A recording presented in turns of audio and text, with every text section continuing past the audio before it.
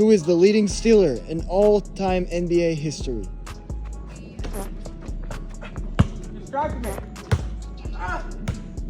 Good effort. It's actually not, surprisingly.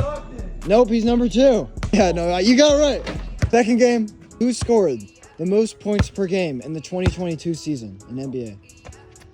I don't know it though.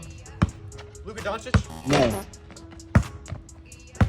Whoa. Get that out of here, man. 2022. This season. This season? Jason Tatum? Wait, no, 2022 was last year. Nope.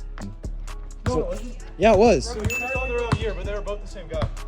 Hey, Did you make it? who is it? It's Joel Embiid. That's correct.